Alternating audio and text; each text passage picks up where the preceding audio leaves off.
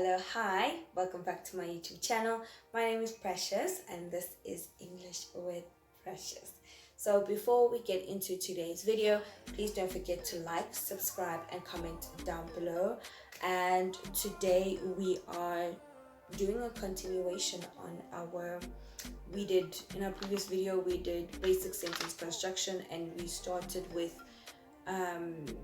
sentence structure, right?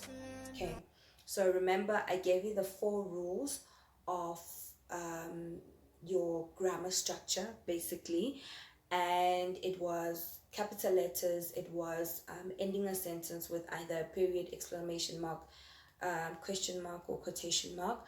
I said that the subject comes first, verb second, object third, and we looked at singular, subject singular, then verb singular, subject plural, verb plural, which is called a subject verb agreement. Okay, so to add on that, I want you to consider something. So just imagine if we all used the subject verb agreement in our sentences. Don't you think our books would be boring? So in most cases, you guys, let me not say in most cases, but in some cases you find that that is not really the structure in which your sentence might go. Okay, the reason is it brings a different vibe to your sentence. It makes it interesting. It gives more options for the writer or the speaker to express themselves. I personally call this identity. All right, for example, you can say I am doing well, thank you, and I can say I'm okay, and another person might say sharp, which means okay in my country. Okay, so before we look into our sentence construction, we need to look at the different types of clauses. Okay, so what is a clause? So a clause is a group of words that contain a subject and a verb. Okay, so a clause that is a complete sentence is known as an independent clause. Okay, so this one has a subject, a verb, or an object.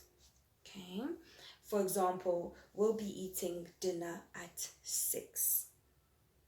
All right, and then we have a clause that is not a complete sentence, which is called a dependent clause or a subordinate clause. Okay, so these are usually known for these are usually known as, how can I put this? They basically need necessary information to make them a complete sentence. All right, so for example, the roads are slippery because it snowed last night.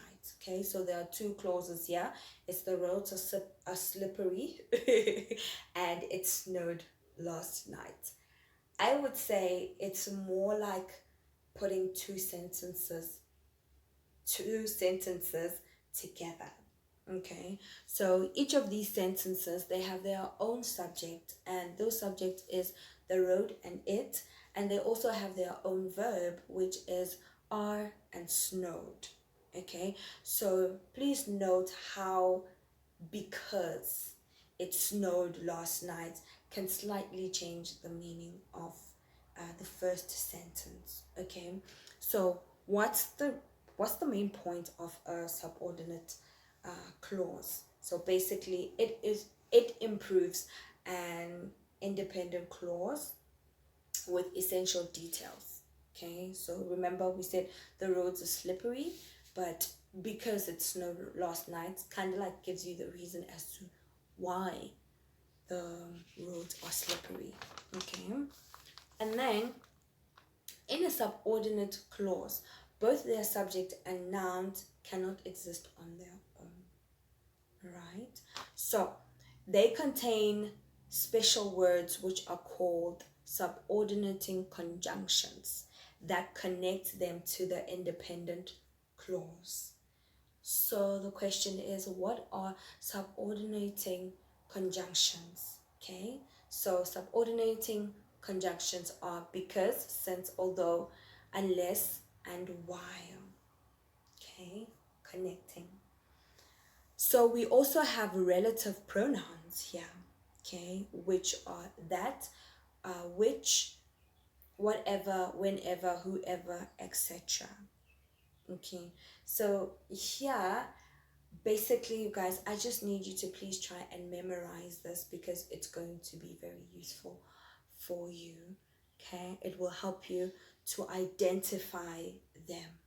Okay, and another thing that I also want you to remember is that if you see a subordinating conjunction, it means that the group of the words,